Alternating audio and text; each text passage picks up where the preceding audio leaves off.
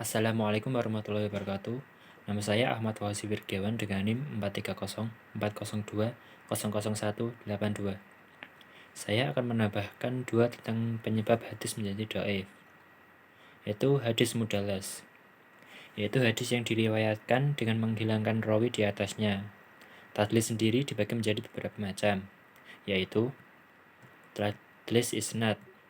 Tadlis adalah hadis yang disampaikan oleh seorang perawi dari orang yang semasa dengannya dan ia bertemu sendiri dengan orang itu.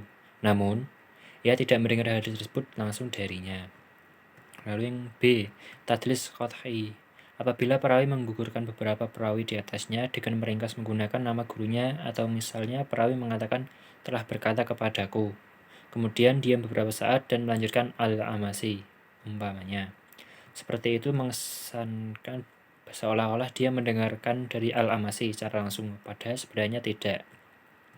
Hadis seperti itu disebut juga dengan hadis hadf atau dibuang, atau hadis tadlis sukut, diam dengan tujuan untuk memotong.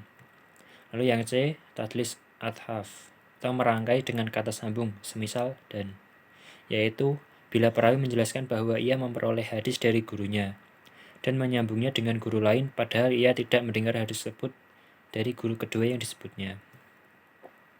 Lalu yang D, tadlis taswiyah, yaitu apabila perawi menggugurkan perawi di atasnya yang bukan gurunya karena dianggap lemah, sehingga hadis tersebut hanya diriwayatkan oleh orang-orang yang terpercaya saja agar dapat diterima sebagai hadis sahih.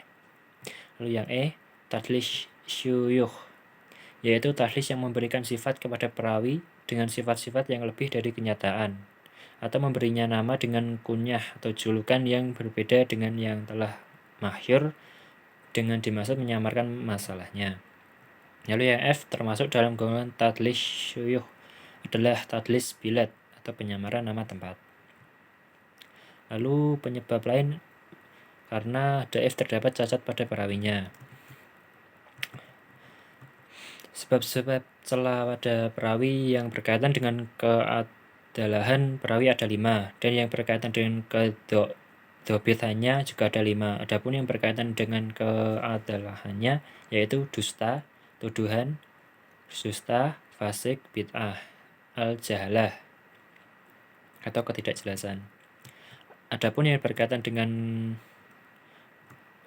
keadalahannya, kedhaifannya adalah kesalahan yang sangat buruk hafalan, kelalaian, banyaknya waham, dan menyelisihi para perawi yang siqah. Lalu saya akan menjelaskan macam-macam hadis yang dikarenakan sebab-sebab di atas. Yang pertama, hadis ma'udhu. Hadis ma'udhu adalah hadis kontroversial yang dibuat seseorang dengan tidak mempunyai dasar sama sekali.